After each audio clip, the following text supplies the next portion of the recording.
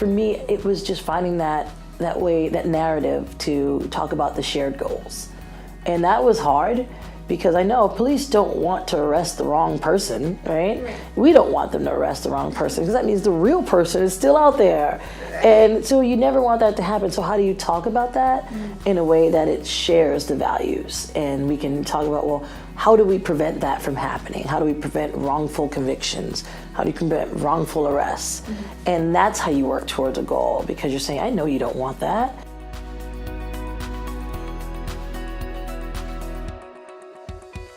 I can say I've been very fortunate to walk into an opportunity to do the Safety and Justice Challenge, because other than that, I wouldn't have really gotten a chance to intricately talk to each of my justice stakeholders and learn about how they do their job. I know what they do, but it's hard to understand the intricacies of that work. So for instance, I really got a full-fledged understanding of how our probation department goes about their work. I would have never known that. And so that learning and that understanding has allowed me to look for opportunities to collaborate in different ways. And I don't think I would have had the collaborative spirit if I would have just come in the same era of just doing our job and, you know, we fighting our battles, you fighting yours, and others fighting theirs. I think I would have just gone on business as usual, but coming in and being forced to talk and learn and be open-minded and, you know, be flexible and compromise really helped me understand how everything operates a lot better so I can make better decisions.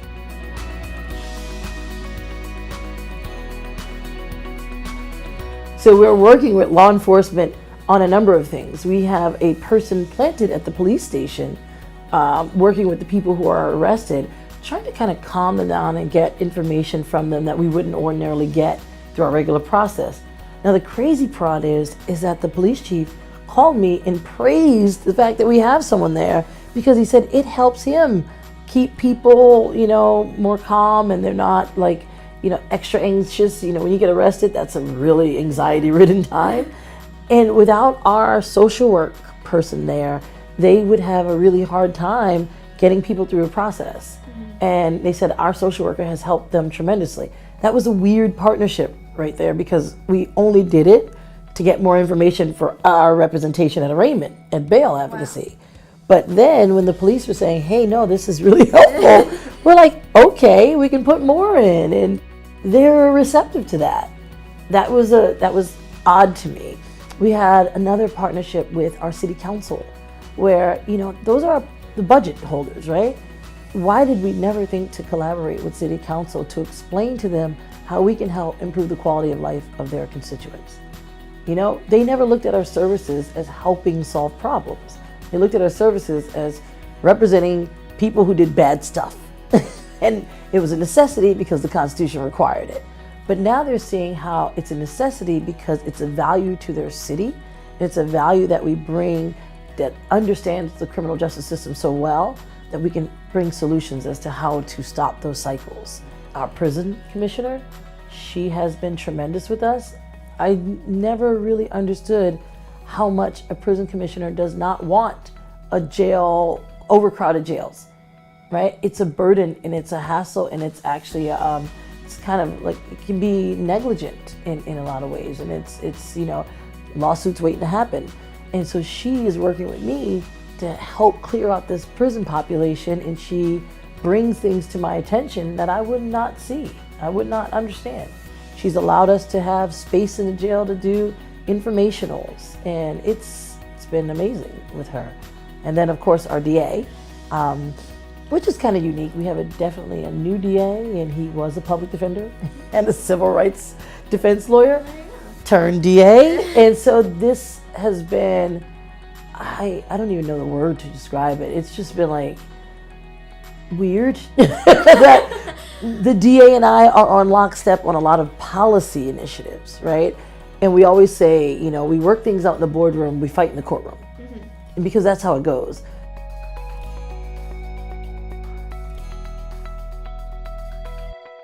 He and I talk about things from a policy level that we want to see change. We want to get rid of the low-level things and really focus on, the major things that really plague our city.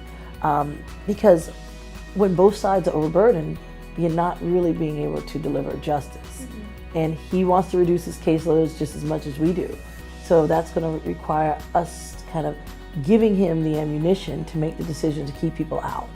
So what we do is we kind of draft up a human understanding of who people are and what they need from the beginning, which is different than what we used to do. We used to wait until the end when they were found guilty and start working out, well, who is this person? What do they need, right?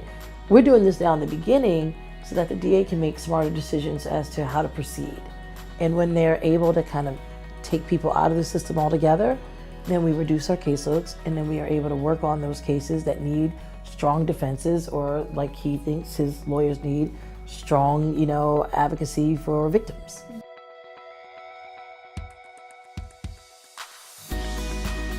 Who's their audience that they are looking to support and that supports them?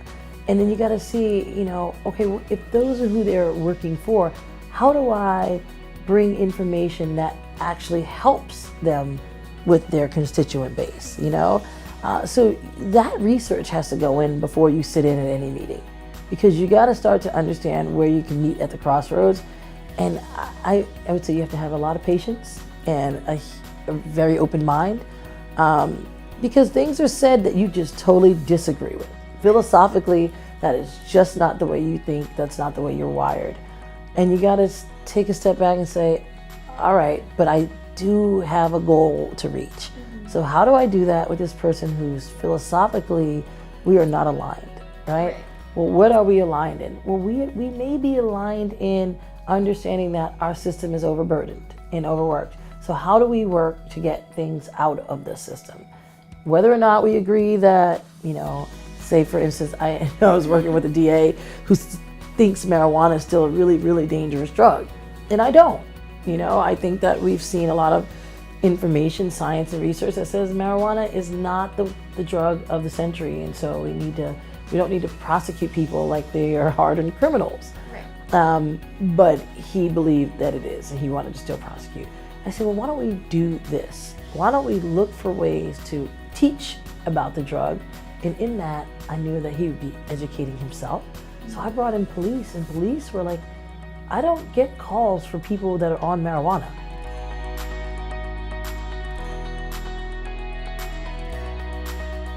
It's very easy for me, but it's hard for people to engage me in that for a number of reasons. I can understand that they think that this is a personal issue to me, which I believe in some way it is, because growing up in African-American family with an African-American community in Boston, where there weren't a lot of African-American communities, so that was the inner city, the lower income area. You just saw people being treated as if they had no dignity, no worth, no value, and nobody cared. Nobody said anything, and it was a reality that became normal, which I always felt like it wasn't right. But then it was like, well, what can I do? If police come in here and they throw me against the wall, it's something that I have to live with because I'm in this community.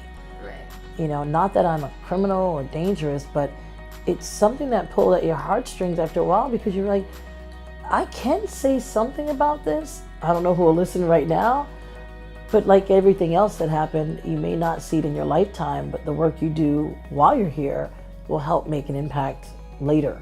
Mm-hmm. So, for me, race is a big issue with criminal justice and policing and selective prosecution. And I think that those stories need to be told more, and we need to not shy away from it because it makes some uncomfortable.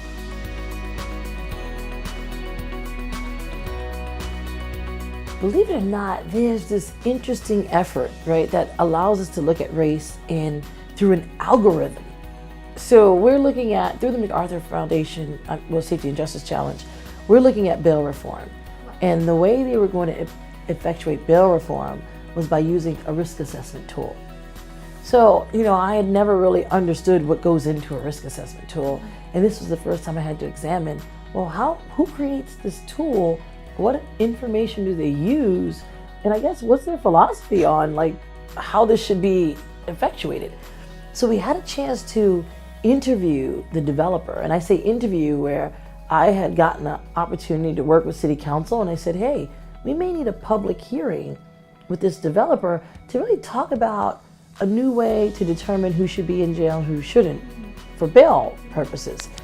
And the developer was fine with coming in. And when he got there, he said some of the most shocking things. He said, you can't have fairness and safety at the same time. So you gotta sacrifice one for the other. And you can't have, it's better to lock up Luke Skywalker than release Darth Vader. So he's admitting that, yeah, we're gonna err on the side of locking people up. And so then I said, well, I don't want that. Why would we deal with him? And as we started unpeeling the layers of the risk assessment, we really understood that this would exacerbate the racism that has been baked into decision-making in the system for a very long time. And we started looking at that angle. If a person has been arrested, right, and how many times they've been arrested, would factor into their risk. So their risk would be higher. Right. But when you're looking at policing, and you're looking at how policing is effectuated in African American communities versus other communities, even though we've done research and realized that whites and blacks use drugs at the same rate, whites sometimes even higher in certain areas, the black community gets penalized 7 times harsher, and they're prosecuted. And there's a lot of discretion that is given to other communities where kids or young kids have drugs. It gives them a lot of chances to understand the nature of their behavior, not in some black communities. And we started really studying that stuff, looking at the rate in which black communities were arrested and prosecuted for drug use versus the white community. And I mean, we just started really going on a campaign talking about how systemically these decisions that are being made based on race predominantly. Being made, what decision do I make in terms of, do I give someone bail or let them out, right? Sometimes when you're looking at two similarly situated people, different race, different outcomes. So through this algorithm and through this opportunity to look at risk assessment and how do they calculate a person's risk level for high risk or medium or low, we found a lot of assumptions that were based on race and economic status that we can now talk about in a space that doesn't blame anyone or call them a racist, but we're saying the computer's algorithm, uses information that exposes what we've been using ourselves that we've been relying on to determine who should be in jail and who should not.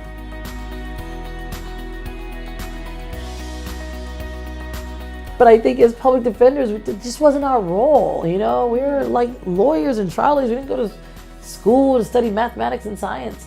But now that we're into this world of looking at our system, looking under the hood of how we make decisions, we are being called to learn a lot more.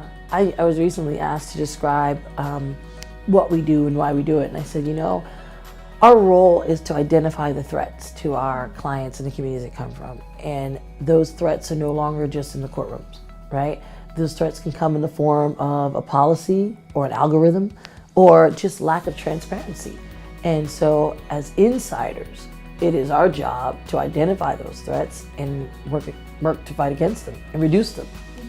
So that's what I feel like our role has evolved in. Wherever that threat may lie, it could lie in the pretrial bail decisions. It could lie in this algorithm. It could lie in probation. That's what we need to do now.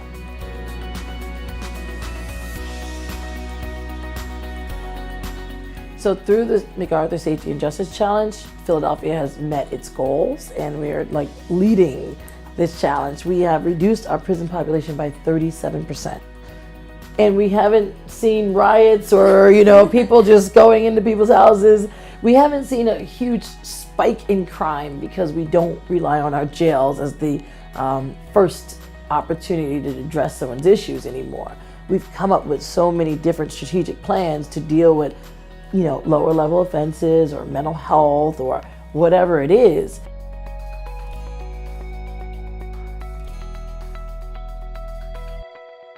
So we're proving that we don't have to use our jails the way we used to.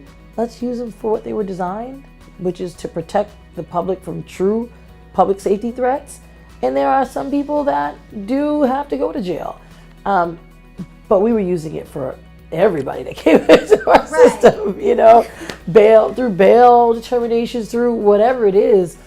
We just weren't being creative enough, and we were spending lots of valuable taxpayer dollars on that.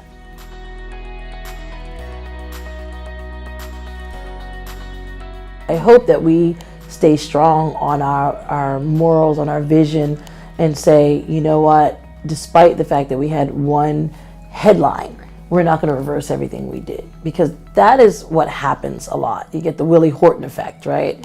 One person will go out and do something devastating, and then everyone gets blamed, and then we stop doing all the work we're doing. So I hope that never happens. But what I do want to see is that we start making better decisions about who even needs to be in our system and who needs to be really helped by the professionals that went to school to help that issue, whether it's social work issue, whether it's a mental health issue, whatever that is. I'm sure we didn't design our prisons to deal with all the social needs that we have. So if we can start to really make sense of those things as we did here, make sense of why we're putting people here versus here. Oh, what do we need to ramp up resources here? Oh, taking some from our prison savings, putting it here. It makes for a better model for citizens to stay supported in their own community. Because what many people don't realize is most people are not going to jail forever. They're coming back. And when we use all our resources in the jail, it doesn't go to the communities.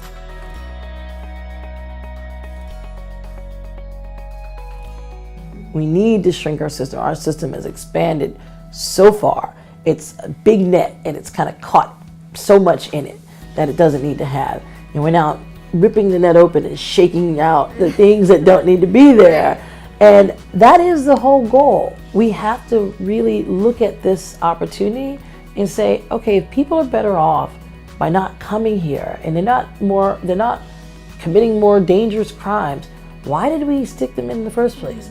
We may need to think of a whole new approach of how to deal with these issues. And so for like the drug addiction issues that we're seeing, we're trying to find different ways to battle that. It's no longer a war on drugs. It's a public health issue, and funding is being available for those things. The retail theft type of cases where people are constantly going back, stealing little things to buy drugs. We're looking at it for what it is, what's driving that behavior, you know? And you're holding people accountable, but you're also giving them access to resources.